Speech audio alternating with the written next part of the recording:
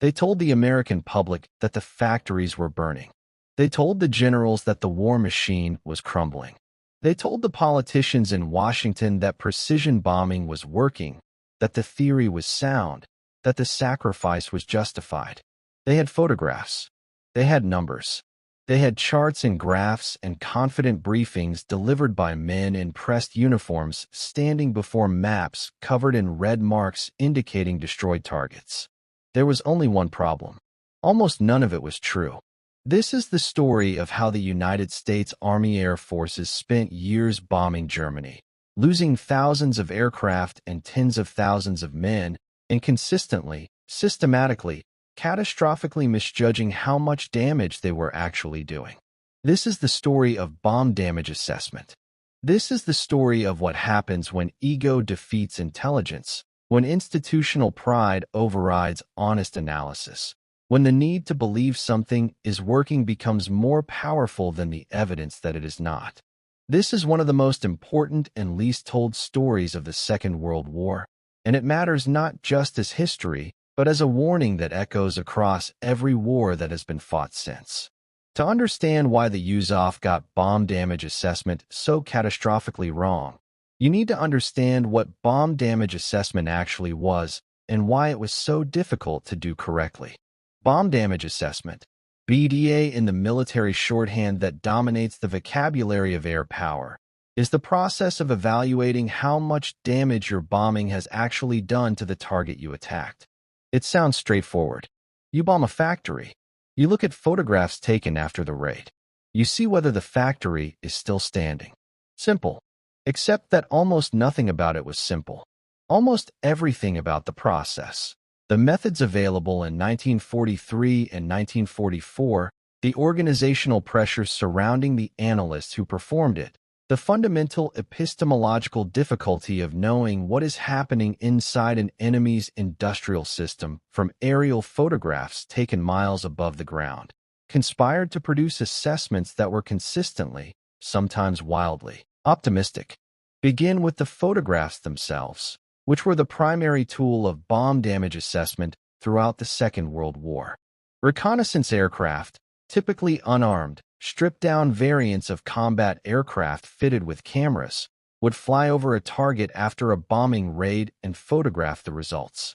These photographs were then interpreted by trained photo interpreters who would analyze the images, identify damage, and produce written assessments of what had been destroyed, damaged, or left intact. It sounds like a reliable system. In practice, it was riddled with problems that the people using it did not always want to acknowledge. The first problem was coverage. A reconnaissance mission could only photograph what the camera could see, and over Europe in the 1940s, the weather was frequently terrible. Cloud cover obscured targets for days or weeks after a raid. By the time reconnaissance aircraft could get clear photographs of a bombed target, the Germans had often already begun repair and cleanup operations. What the photographs showed was not the factory immediately after the bombing, frozen in the moment of maximum damage. What the photographs showed was the factory several days or weeks later, after German workers had been clearing rubble, patching roofs, removing destroyed equipment, and generally working with considerable speed and efficiency to restore production. The Germans were extraordinarily good at repair. Armaments Minister Albert Speer built an entire system, decentralized, redundant, prioritized, around the rapid repair of bomb-damaged facilities. American photo interpreters looking at photographs taken 2 weeks after a raid might see a factory that appeared largely intact, not because the bombing had failed to damage it, but because the Germans had repaired it with remarkable speed. The second problem was what the photographs could and could not reveal. A photograph taken from high altitude could show whether a factory roof was intact or destroyed. It could show whether a building was still standing or had been reduced to rubble. It could show bomb craters in factory yards and damaged outbuildings and collapsed walls. What it could not show was what was happening inside the buildings that were still standing. A factory building with an intact roof and standing walls might have all of its machine tools destroyed, all of its electrical systems burned out, all of its production equipment rendered useless. But from above, from the camera of a reconnaissance aircraft, it would look like an undamaged building. Conversely, a building that had suffered roof damage and visible external destruction might have had its production capacity barely affected if the critical machine tools inside were protected or undamaged. The photographs showed surfaces. They could not show functions. They could not show whether production was happening or had stopped. The third problem was the training and institutional context of the people doing the analysis. Photo interpretation was a skill that required significant training and experience to do well. The best photo interpreters, and there were some genuinely excellent ones, particularly in the British system, could extract remarkable amounts of information from aerial photographs. They could identify specific types of industrial equipment through roof skylights, could recognize patterns of damage that indicated specific types of failure, could track changes between successive photographs with a precision that approached genius. But even the best photo interpreters were working within an institutional context that shaped what they looked for and how they reported what they found. And that institutional context was the heart of the problem. The USAAF, and specifically the leadership of the 8th Air Force and the Army Air Forces as a whole, was deeply, existentially committed to the theory of strategic bombing. The theory was not just a tactical doctrine. It was the foundation of the claim that air power deserved to be an independent service equal to the Army and the Navy.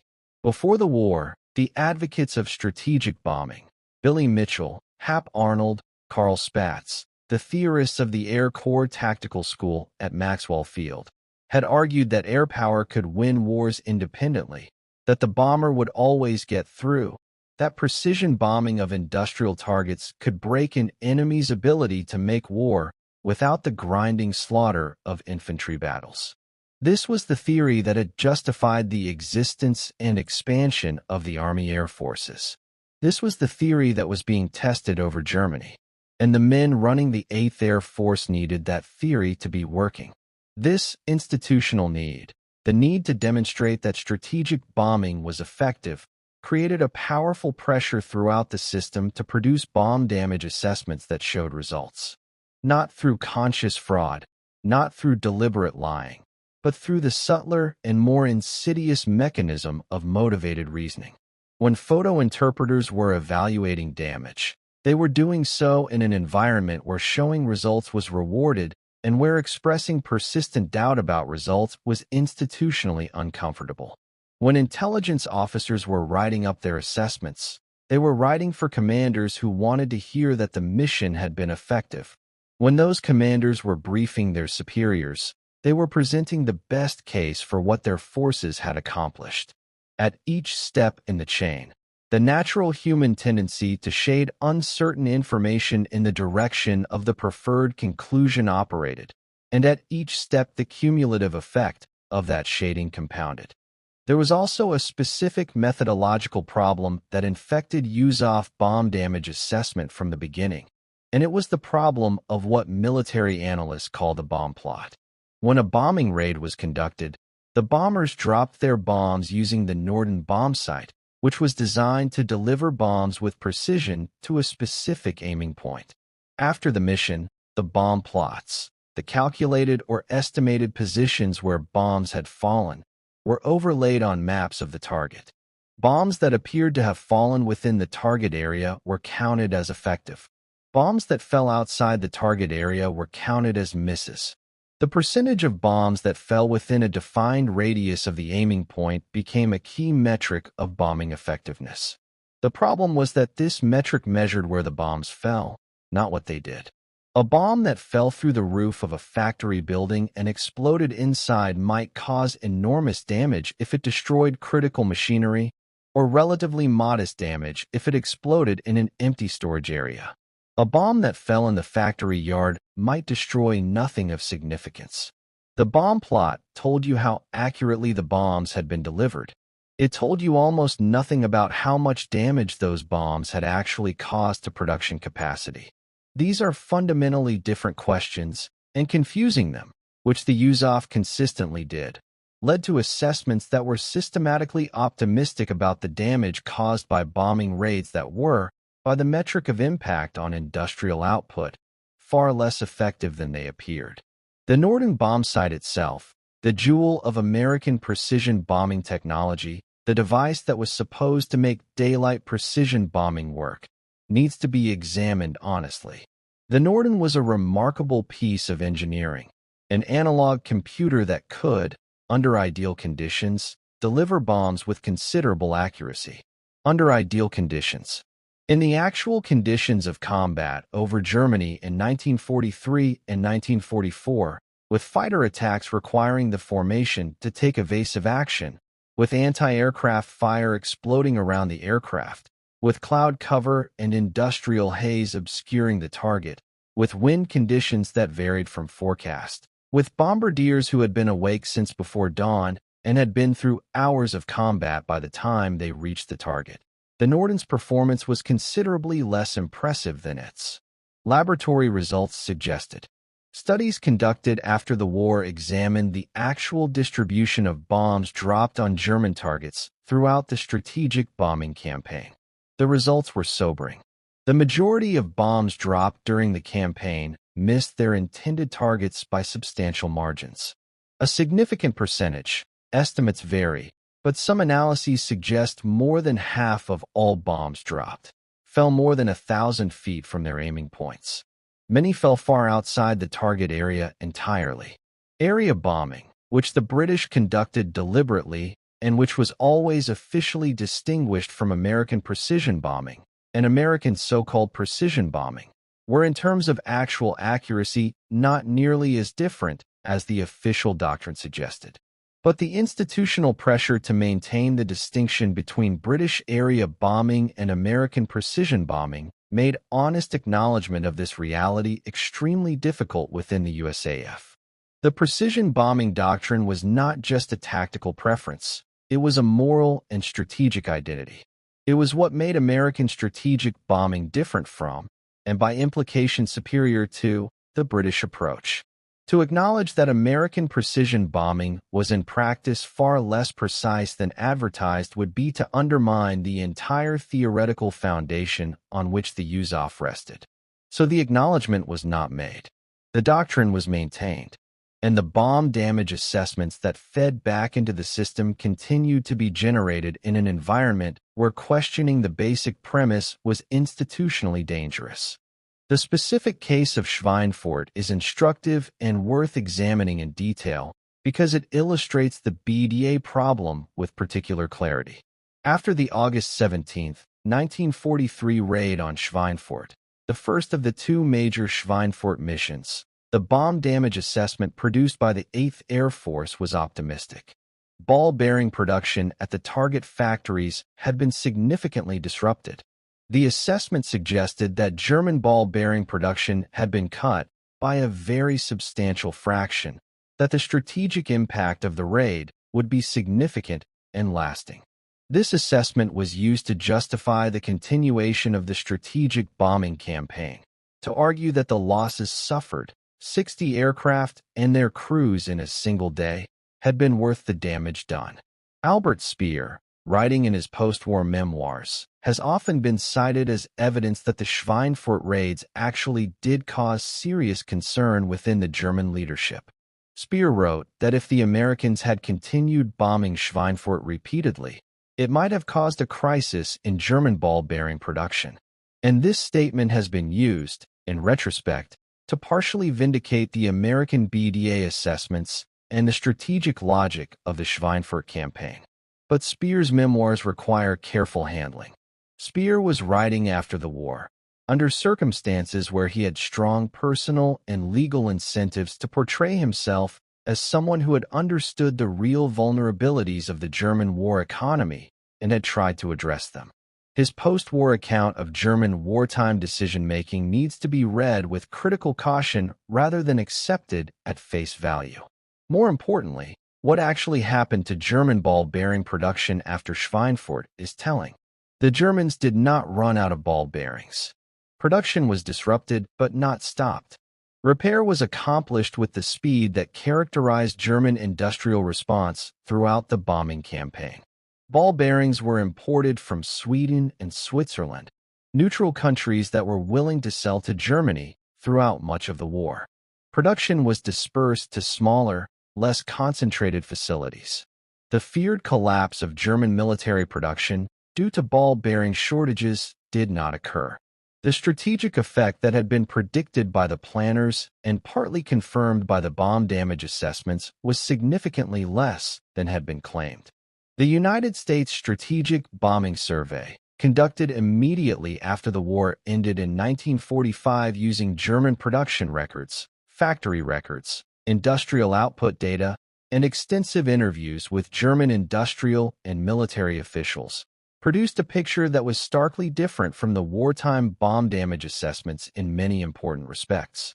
German war production had actually increased substantially through most of the bombing campaign, reaching peak levels in late 1944 even as the bombing intensified. The bombing had caused real damage and real disruption, but German industrial resilience, the combination of rapid repair, dispersal, rationalization of production, and substitution, had been far more effective than American intelligence had anticipated. The bombing campaign had worked, in the end, but it had taken far longer, cost far more, and been far less decisive than the advocates of strategic bombing had predicted and than the wartime bomb damage assessments had suggested. The survey also found that specific targets which had been assessed as critical bottlenecks in the German war economy turned out to be less critical in practice than they had appeared in theory. The ball-bearing case was one example. The oil campaign, which began seriously in 1944, was another, though in this case the assessment turned out to be more accurate. The German fuel crisis of 1944 and 1945 was a real and significant constraint on German military operations. But the aircraft factory campaign, the ball-bearing campaign, and various other early strategic priority systems had been based on economic analyses that looked convincing in theory but underestimated German industrial flexibility and substitution capacity in practice. One of the most revealing aspects of the BDA problem was the way the USAAF handled information that contradicted the prevailing assessment. There were intelligence analysts, both within the USAAF and in the broader Allied intelligence community, who raised questions about the optimism of bomb damage assessments. The Office of Strategic Services, the wartime predecessor of the CIA, had analysts who were skeptical about some of the claimed damage. British intelligence officials, with their longer experience of the bombing campaign and sometimes different institutional pressures, occasionally produced assessments that were more cautious than American ones. Within the USAAF itself, there were individuals who understood that the assessments were systematically optimistic and who tried, within the constraints of their institutional environment, to inject more realism into the process. These voices were not entirely suppressed. They sometimes influenced assessments at the margins, but they rarely succeeded in fundamentally challenging the prevailing framework of analysis. The institutional momentum was too strong, the career incentives too clear, the political stakes of the strategic bombing theory too high for systematic skepticism to gain a foothold in the BDA process. The system had a preferred conclusion, and the system produced that conclusion with remarkable consistency. The ego dimension of the BDA failure is important and needs to be named directly. The men running the USAAF strategic bombing campaign were not stupid, and they were not cowards. They were, by the standards of their time and their profession, among the most capable and dedicated military officers in American history. Hap Arnold, who commanded the Army Air Forces, was a visionary who had done more than almost anyone else to build American air power from a marginal service into the most powerful air force in the world. Carl Spaatz, who commanded the strategic air forces in Europe, was a first-rate operational commander. Ira Eaker, who commanded the 8th Air Force during its most difficult early period, was a man of real courage and genuine ability. These were not fools. They were men who believed in what they were doing and who had staked their professional careers and their institutional legacies on the success of strategic bombing. And that is precisely the problem. When your professional identity, your institutional legacy, and your strategic theory are all wrapped up in the success of a particular operation, your ability to objectively assess whether that operation is succeeding is fundamentally compromised. Cognitive dissonance, the psychological discomfort of holding contradictory beliefs, pushes toward resolution, and the easiest resolution is to dismiss or reinterpret evidence that challenges the preferred conclusion. The USAAF leadership did not consciously decide to falsify bomb damage assessments. They did something more human and in some ways more troubling. They created and maintained a system that produced the assessments they needed to believe, and they accepted those assessments because accepting them was far easier than confronting the alternative. The alternative was brutal. If the bomb damage assessments were wrong, if the strategic bombing campaign was not achieving what it was claimed to be achieving, then the losses, the thousands of aircraft, the tens of thousands of men killed or captured, had been accepted for results that did not justify them. If precision bombing was not precise, if the Norden bombsight under combat conditions was not delivering the accuracy that laboratory tests suggested, if German industry was proving far more resilient than the theories of economic bottlenecks had predicted, then the entire strategic rationale for the daylight bombing campaign was in serious question. To honestly confront these possibilities required a quality of institutional courage that very few military organizations, or any organizations, are capable of sustaining under the pressure of ongoing operations. There is a specific organizational structure problem that made the BDA failure worse, and it is a problem that military organizations have repeatedly failed to solve in the decades since the Second World War. The unit doing the bombing is the same unit assessing the effectiveness of the bombing. The 8th Air Force flew the missions, and the 8th Air Force evaluated how well those missions had done. The people producing the bomb damage assessments worked for the same commanders whose decisions and strategies those assessments were evaluating. This is a fundamental conflict of interest, and it is one that was well understood by some observers at the time and has been extensively analyzed by historians since. An objective external assessment requires independence from the organization being assessed. A doctor who evaluates the success of his own surgical procedures without any external review will systematically overestimate his success rate, not because he is dishonest, but because human beings are not capable of objective self-assessment under conditions of significant personal and professional stake. The same principle applies to military organizations. The USAF assessing its own bombing effectiveness was structurally incapable of producing consistently accurate assessments because the assessors were embedded in an organization that needed the assessments to be favorable. The British recognized this problem, at least partially, and made some effort to separate intelligence and assessment functions from operational commands. The RAF's Bomber Command had intelligence officers and photographic interpretation units that maintained some degree of independence from the operational commanders. This independence was not absolute, and British bomb damage assessment had its own serious problems. The British consistently overclaimed destruction of German cities, for instance, leading to strategic decisions that were based on significantly inflated estimates of the impact of area bombing on German civilian morale and industrial capacity. But the British system was at least aware of the conflict of interest problem in a way that the American system was not. The USAF also suffered from a specific American cultural tendency that made the BDA problem worse: the tendency to quantify everything and then to treat the quantities as if they were more real than the underlying reality they were supposed to represent. American military culture in the Second World War, reflecting broader American cultural values, placed enormous faith in numbers. Numbers could be measured. Numbers could be compared. Numbers could be put in charts and presented in briefings in ways that conveyed authority and precision. A bomb damage assessment that said factory building X had been destroyed, building Y had been damaged, and Z% of production capacity had been eliminated felt like a rigorous, scientific analysis. It had the form of quantitative precision even when the underlying measurements were deeply uncertain.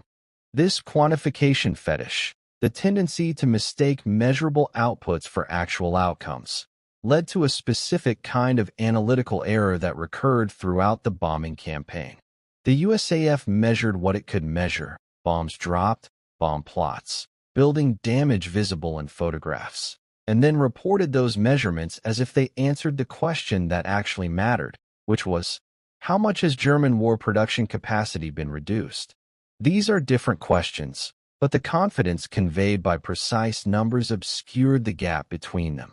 Precise numbers about imprecisely understood phenomena gave a false sense of analytical rigor.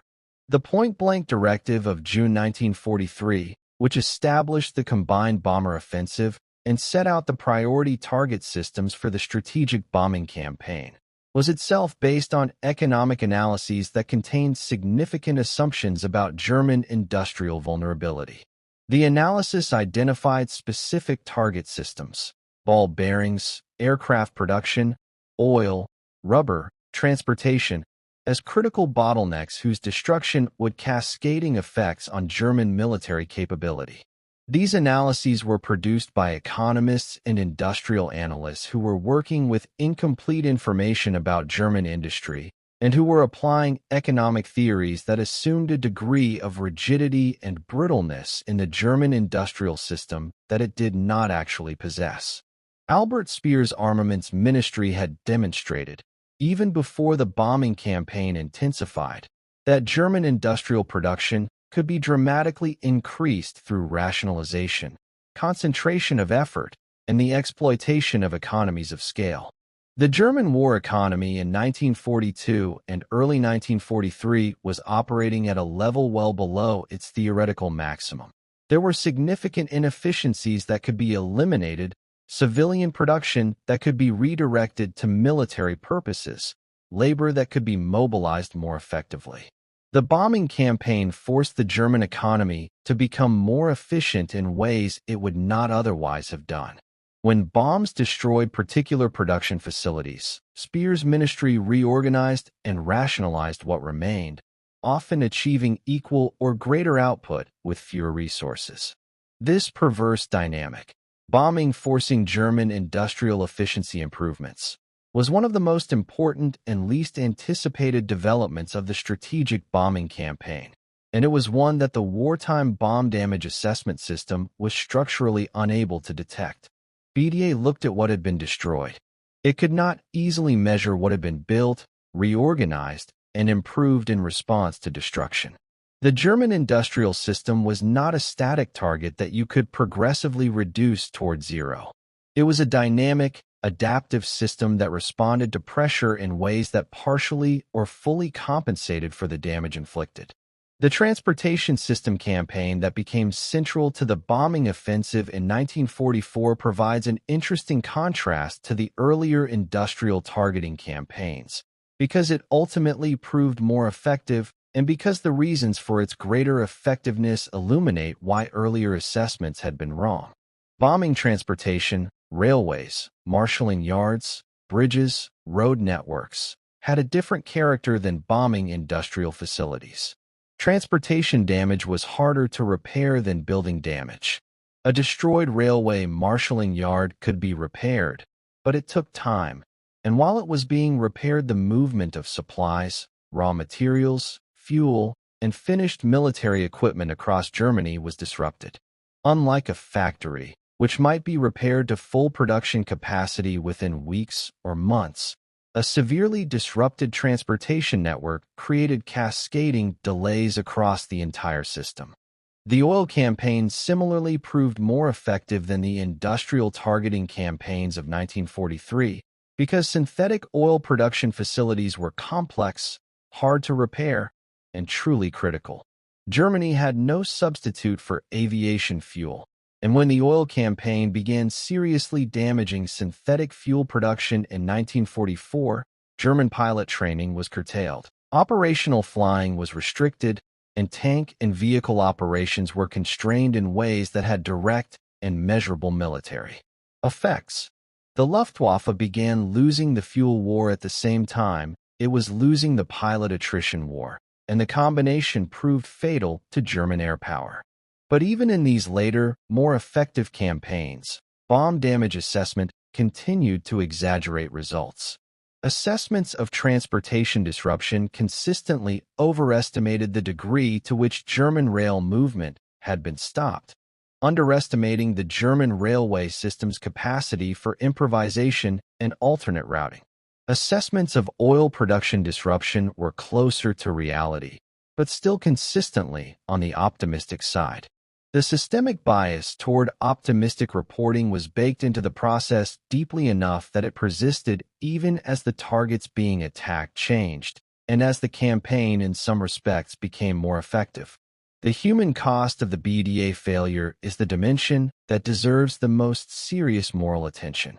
Because bomb damage assessments were consistently more optimistic than reality warranted, the planners and commanders who relied on those assessments continued allocating resources to target systems and tactical approaches that were not working as advertised.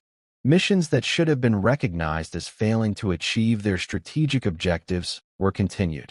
Target systems that were proving resistant to the effects predicted by the pre-war economic analysis were attacked again and again with the expectation of decisive results that never came. And each of those missions cost aircraft and lives. If the bomb damage assessment system had been producing honest, accurate assessments, if it had been acknowledging, early and clearly, that the ball-bearing campaign was not stopping German military production, that the aircraft factory campaign was not stopping German fighter production, that German industrial resilience was far greater than the theories predicted, then the commanders responsible for the campaign would have faced a clearer choice about whether to continue along the same path or to change course. They might still have made wrong decisions, but they would have been making those decisions on the basis of honest information rather than comforting illusions. Instead, the decision-making at the highest levels of the Allied strategic bombing effort was consistently distorted by intelligence that was systematically, if not deliberately, deceptive. The commanders trusted the assessments. The assessments were wrong, and the gap between what was claimed and what was real was filled with the bodies of young men who flew and died for strategic effects that were not being achieved as promised. There were individuals within the system who saw the problem clearly. Charles Portal, chief of the British Air Staff, had persistent doubts about whether the area bombing campaign was achieving the results Arthur Harris claimed for it. Portal and Harris engaged in extended, often heated correspondence through the later years of the war over whether the bombing of German cities was actually breaking German civilian morale and reducing German industrial capacity in the ways Harris insisted it was. Harris maintained, with characteristic stubbornness and certainty, that his campaign was working. Portal was never fully convinced, but also never fully overrode Harris's operational autonomy. The result was a campaign that continued on its established path long past the point where a more honest assessment of results might have led to a fundamental reorientation. On the American side, there were analysts in the Enemy Objectives Unit, a small, relatively independent group of economists and intelligence analysts attached to the American Strategic Air Forces, who produced assessments that were sometimes significantly more cautious than the official line. The Enemy Objectives Unit, which included some of the most sophisticated economic analysts in the American war effort, argued for focusing bombing on oil and transportation targets rather than the ball-bearing and aircraft factory targets that the official target priority system emphasized. Their analysis, which turned out to be largely correct in retrospect, had only limited influence on targeting decisions at the time, partly because it challenged the prevailing assessment of what was and was not working. The role of political and institutional politics in shaping bomb damage assessment was not limited to the internal politics of the USAAF. At the highest level of Allied war strategy, The strategic bombing campaign was part of a broader political negotiation between Britain and the United States about how to fight the war and when to open the Second Front in Europe. The Americans had been pressing for an early cross-channel invasion. Operation Roundup in 1942, then Overlord in 1943, while the British, led by Churchill, had consistently argued for delays and for peripheral strategies. One of the American arguments for the strategic bombing campaign was that it was, in effect, an alternative second front, that bombing Germany could substitute, at least partially, for the ground campaign that the British were reluctant to support. For this argument to work, the bombing campaign had to be shown to be effective. And here again, institutional and political pressure reinforced the tendency toward optimistic bomb damage assessment. If the bombing campaign was not working, if bomb damage assessments were revised downward toward reality, the strategic argument for continuing it as an alternative to ground operations would weaken. The massive investment in aircraft, training, and logistics that had been made in the strategic bombing campaign would be harder to justify. The entire edifice of Allied strategy, with its complex balance of American pressure for direct action and British preference for attrition and periphery, would be disturbed. None of this is to say that the bombing campaign was without value or that the assessment failures were catastrophic in the literal sense of causing the campaign to completely fail. The bombing campaign did contribute to Allied victory. It forced Germany to divert enormous resources to air defense, anti-aircraft artillery, radar systems, the entire fighter defense infrastructure that might otherwise have been used at the front. It destroyed German cities and killed German civilians on a massive scale, with significant, if contested, effects on civilian morale and economic activity.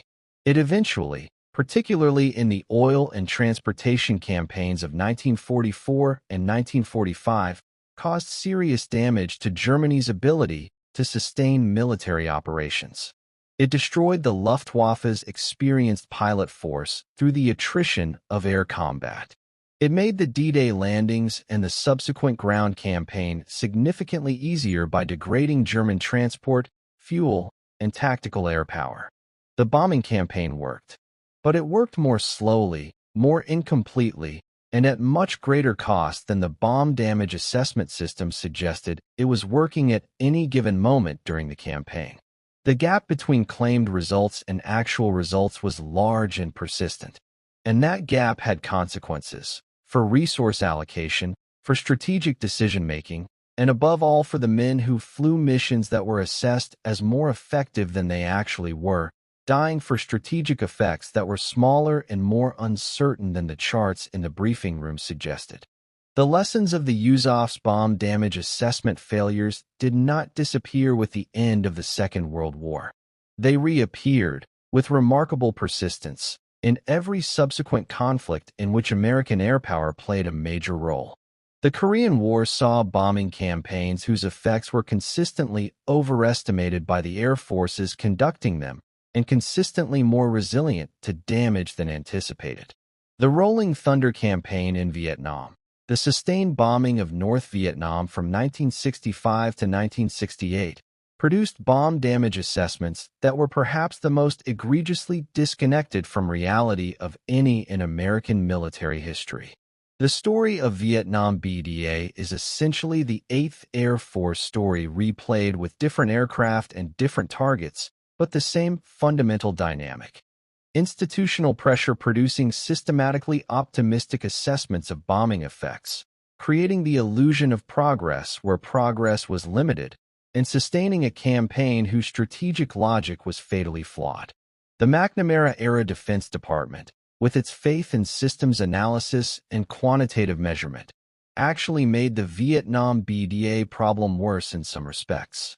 The quantification fetish that had afflicted the USAAF's analysis of bomb damage reached its logical extreme in Vietnam, where the obsession with body counts and sortie rates and bomb tonnage produced a bewildering array of numbers that created an elaborate statistical architecture of claimed progress that bore increasingly tenuous relationship to the actual course of the war. The briefings in Saigon, what journalists came to call the 5 o'clock follies, became almost a parody of the dynamic that had operated in the briefing rooms of the 8th Air Force a generation earlier. The Gulf War of 1991 saw a return of the problem in somewhat different form. Coalition air power achieved genuine, remarkable results in the 43 days of Operation Desert Storm, and the bomb damage assessment in this case was considerably more accurate than in previous conflicts, partly because precision-guided munitions had genuinely made bombing precision far greater than anything available to the 8th Air Force. But even in Desert Storm, bomb damage assessments overstated the degradation of Iraqi military capability and the survival of Saddam Hussein's Republican Guard despite confident assessments of its destruction became one of the more embarrassing episodes in American military intelligence of the late 20th century. The Kosovo Air Campaign of 1999, Operation Allied Force, produced bomb damage assessments claiming extensive destruction of Serbian military equipment, tanks, artillery pieces, armored vehicles, that subsequent ground surveys, conducted after the Serb withdrawal, found to be dramatically overstated. The number of tanks actually destroyed by NATO air power turned out to be a small fraction of the claimed figure. The Serbs had proven highly effective at using decoys, dispersion, and concealment to survive an air campaign that NATO commanders were publicly assessing as highly effective. The pattern is so consistent across so many conflicts that it demands explanation beyond individual cases of analytical failure or institutional bias. What it reflects is something fundamental about the nature of military organizations and the incentive structures they create. Military organizations exist to fight and win. The assessment of whether they are fighting effectively is always conducted within a framework of institutional need to demonstrate effectiveness. The people doing the assessing are part of the organization whose effectiveness is being assessed. The commanders receiving the assessments need the information to make decisions, but also need the news to be manageable, need to believe that what they are doing is working, need to show superiors and political masters that the campaign is progressing, need to sustain the morale of the forces under their command. All of these needs push in the direction of optimistic assessment, and the people producing the assessments, consciously or not, tend to deliver what the system rewards. The solution to this problem, and it is a problem that military theorists and defense analysts have been wrestling with since the Second World War, requires genuine organizational independence for the intelligence and assessment function. The people assessing the effectiveness of a bombing campaign should not work for the same organization that is conducting the campaign. They should have access to all the relevant information, including the information the operational commands are reluctant to share. They should be rewarded for accuracy rather than for agreeable reporting. And they should have enough institutional standing and political backing to deliver uncomfortable truths without career consequences. This is easy to prescribe and extraordinarily difficult to achieve because it requires military organizations to accept a level of external scrutiny and honest self-assessment that runs counter to deeply ingrained cultural tendencies. The military value of unit cohesion and confidence in command, values that genuinely do matter for operational effectiveness, can easily shade into institutional defensiveness against honest performance evaluation. The line between necessary confidence and damaging self-deception is not always clear from inside the organization, and the incentives to stay on the wrong side of that line are powerful and persistent. The men of the 8th Air Force deserve to be evaluated honestly in this context. They were not villains. They were not conspirators manufacturing false claims in the knowledge that they were lying. They were human beings embedded in an institutional culture that shaped what they saw and how they reported it, operating under conditions of extreme stress and uncertainty, making decisions with incomplete information about a dynamic and adaptive enemy system, and doing so while losing friends and colleagues at rates that were, in the worst periods of the campaign, nearly unsustainable. That they got bomb damage assessment systematically wrong is not a moral indictment of them as individuals. It is an institutional and organizational failure, a failure of structure and incentive and culture that had consequences measured in lives. The consequences included not just the lives of the American and British airmen who flew the strategic bombing campaign. They included the lives of German civilians killed in bombing raids that were often less precise and less targeted than official doctrine claimed. They included the lives of the German workers who were genuinely, if inadequately, targeted by a campaign that was, in its logic if not always its execution, aimed at military-industrial capacity. They included the political and moral weight that the strategic bombing campaign has carried in historical assessments since the war. The question of whether the results achieved justified the methods used, which cannot be answered without honest information about what the results actually were. The United States Strategic Bombing Surveys finding that the bombing campaign had been effective but less decisive than claimed, and that German industrial production had continued rising through much of the campaign despite the bombing, was a landmark and honest assessment. The survey represented, in many ways, the kind of independent evaluation that should have been available to decision-makers during the campaign itself.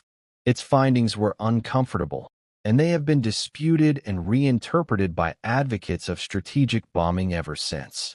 But the basic message, that the wartime bomb damage assessment system had been systematically optimistic and that the campaign's effects had been consistently overstated, has held up under decades of historical scrutiny.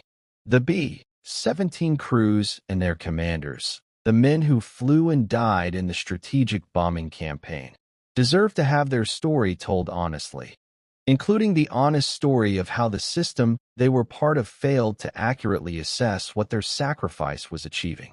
They flew in good faith. They believed they were doing important and decisive work. They trusted the assessments and the strategy. That the assessments were wrong, that the strategy was more complicated and less effective than they were told, does not diminish their courage. It does, however, demand that those of us who study their history hold the institutions and the leaders responsible for those institutions accountable for the failures of analysis and honesty that cost so much. The story of bomb damage assessment in the Second World War is ultimately a story about the relationship between truth and power. Power, institutional power, military command authority, the enormous investment of national resources and political capital in a particular strategic approach resists the kinds of truths that threaten it. The truth about bomb damage assessment threatened the institutional power of the USAAF and the political capital invested in the strategic bombing campaign. The system found ways to produce truths it could live with, and the gap between those truths and reality was paid for, as it always is, by the people least responsible for creating it. The young men who climbed into their aircraft every morning and flew wherever they were sent, trusting that the people who sent them knew what they were doing. That trust was not entirely misplaced. The people who sent them were doing the best they could within the constraints of their knowledge and their institutional context. But the best they could was not good enough to see clearly through the fog of institutional ego and motivated reasoning that surrounded the bomb damage assessment process.